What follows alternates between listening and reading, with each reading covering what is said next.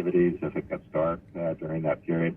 So I love your examples because they're also rituals and activities that we do, particularly communal activities that are key to certain times of the year. And for many of us, you know, they bring back lovely memories and they're associated with the kind of joy that you're describing. So, what would you, Mark, what would you say is the opposite of happiness? Depression?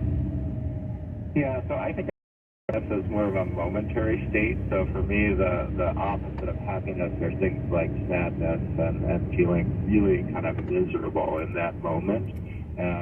The opposite of a more sustained kind of sense of satisfaction would be feeling like a life that has no purpose, that when I step back and think about what my experience is like in life, that I don't feel that it's overall very satisfying. But happiness I think about as fleeting, which is why it's tricky to always experience happiness, and that shouldn't be our goal. Happiness is, you know, something that's experienced on occasions. It always is fleeting, so we experience it, it goes away, and, you know, the opposite is something like sadness. Let's go to the phone. John in Wisconsin to get us started. Hey, John, welcome to the program. Hello, George. Hello, Dr. Mark.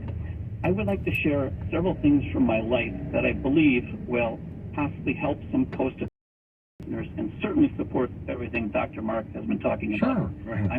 I'm 65 years old. The first 30 years of my life, I was very unhappy.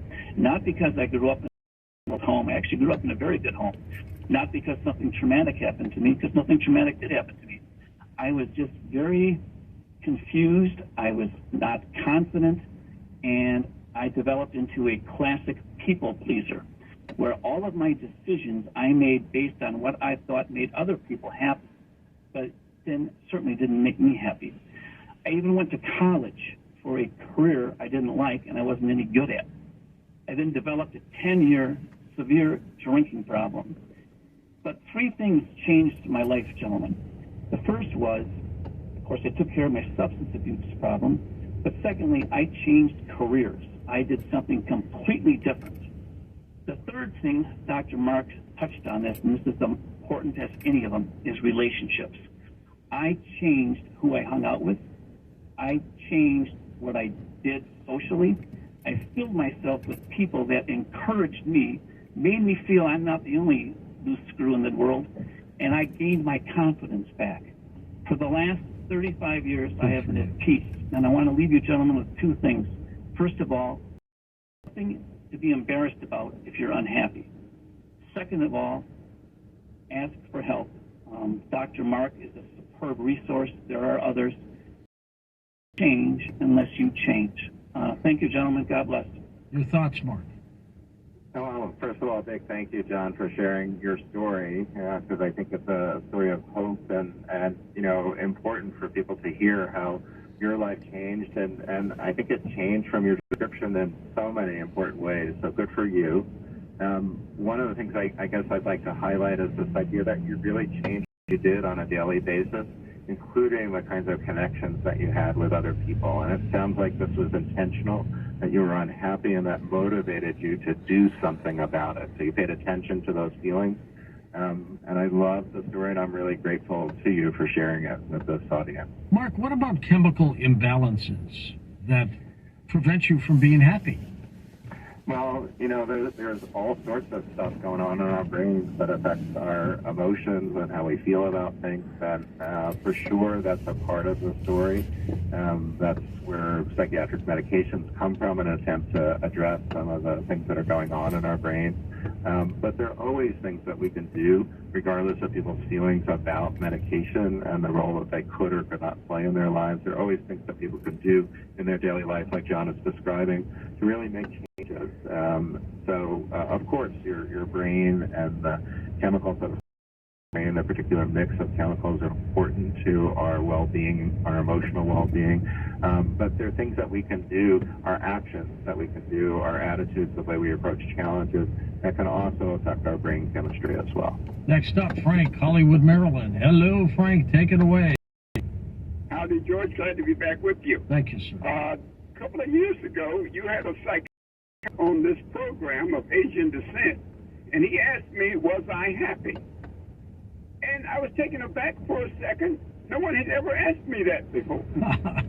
And I had trouble answering the question. You were kind of stymied, weren't you? How's that? You were kind of stymied, weren't you? Yes. And I would say I'm happy because I have a little arthritis in my back. Other than that, I haven't had a sick day in my life. I have a decent income. And I lost my music collection in that auto crash, about a couple of years ago. Yeah. And I've been unhappy about that because it's going to be hard to replace all that good music that I had. But what I'm unhappy about, my wife is the worst notorious backseat driver. The first 6-8 months didn't bother me. But now, when I drive very, it has affected me so bad now that I can't tell you how bad it's affected me. I love her dearly, but I can't drive if she's in the car. She has to do the driving. And then one other thing that we had some fun. Tell a joke, and I told a joke. Well, it wasn't a joke. It was I just was saying something.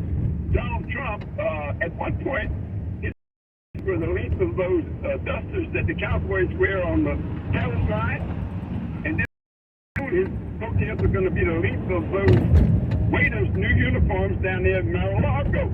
Last time I looked, they were. So that brought the house down. Interesting. Ha ha ha.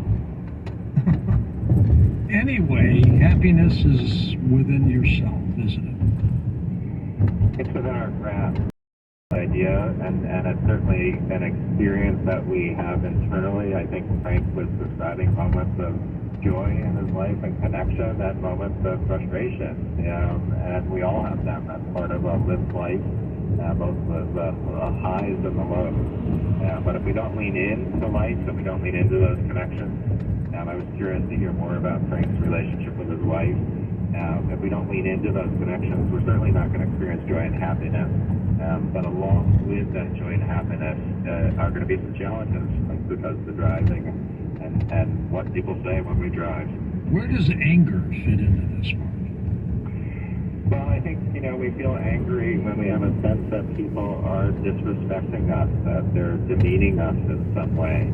And we think they're doing it intentionally, that they're doing something to tell us that they think they're better than us.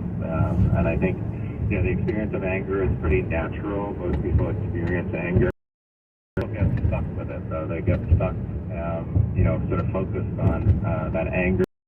So it may be an experience from their past in which they felt mistreated or abused in some, very direct way.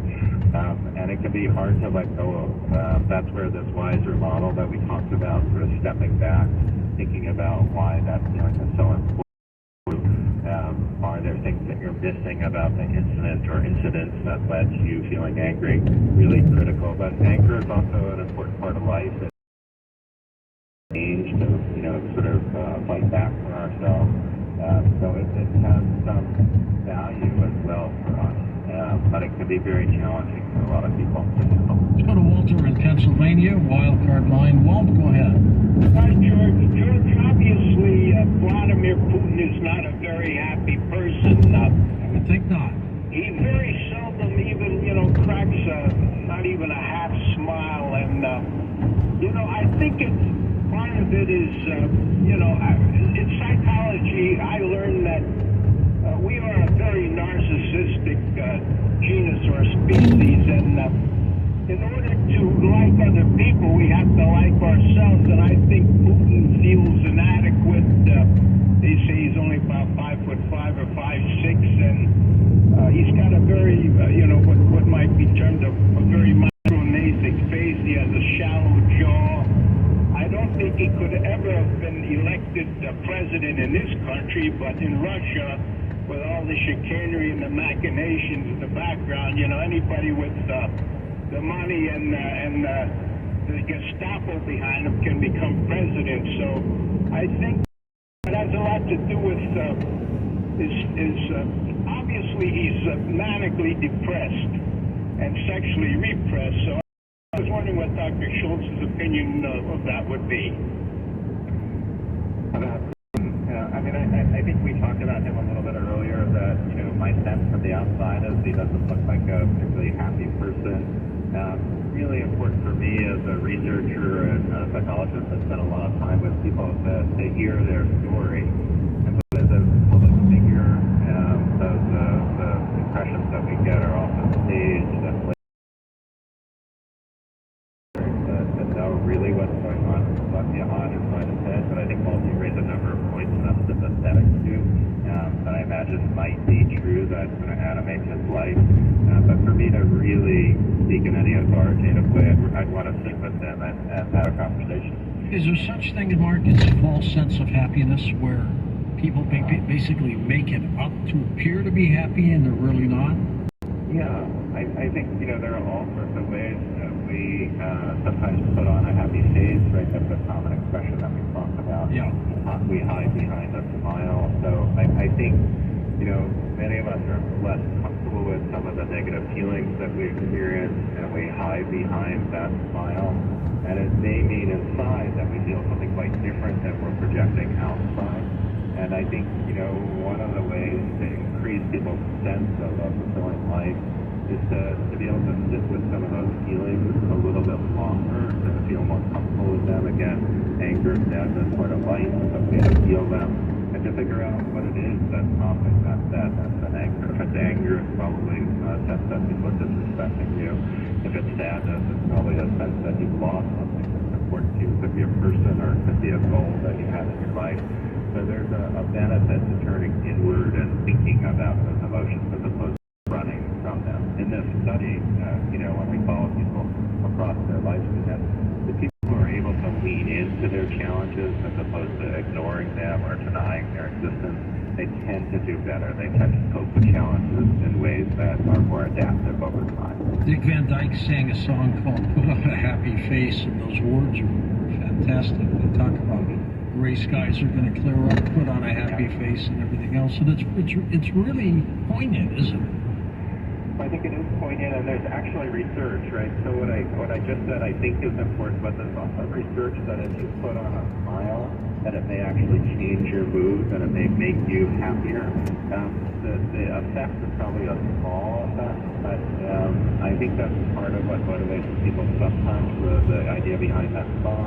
But it's also, if I remember that song correctly, it's also this idea that if we see people with a happy face, that people return the smile. Exactly. Hold on, Mark. We're going to hit a break. We'll come back and wrap things up with final calls next.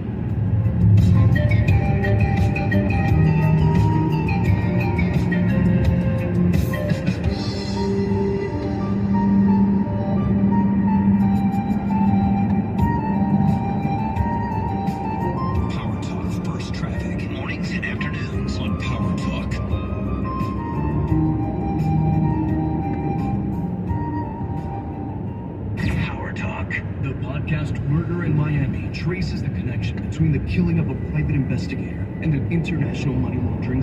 Hello, Fremont. I'm Amy Eric, founder of Madison Reed, a hair color company I named after my daughter. I started Madison Reed to give you the most gorgeous hair color made with ingredients you can feel good about. You may know Madison Reed for our at-home hair color, but big news, we now have over 80 locations nationwide where we color your hair for you. And now we have a grand opening of our newest hair color bar at Pacific Commons.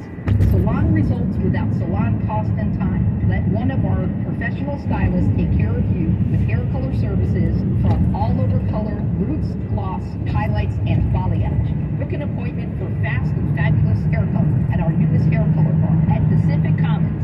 For a limited time, grand opening special for new clients, get 20% off your first hair color service at a Madison Reed hair color bar. Visit madison-reed.com/Fremont. That's madison-reed.com/Fremont. Try it. Love it. That's the beauty of Madison Reed. And a weapons supervisor with involuntary manslaughter for the 2021 shooting death of cinematographer Helena Hutchins. It paints a picture picture of a situation or a flawed production on a shoestring budget, cutting corners, ignoring red flags, and with Alec Baldwin not just ignoring safety standards. And if he had not violated these responsibilities, Hutchins would still be alive today, according to the DA. Fox's William Lajeunesse. GOP Congressman George Santos of New York temporarily steps down from his 2 congressional committees amid an investigation into a long list of ethical issues. Santos lied about his education and work history during last year's congressional campaign, and investigators in New York are looking into campaign contributions. Fox's Jared Halpern. America's listening to Fox. This hour of 1360 KFIV brought to you from the Jeanette Forney Allstate Insurance Studio. Did you know you could be driving in a pile of cash? Like Dancing Crew, Trip for Two, now the final interview.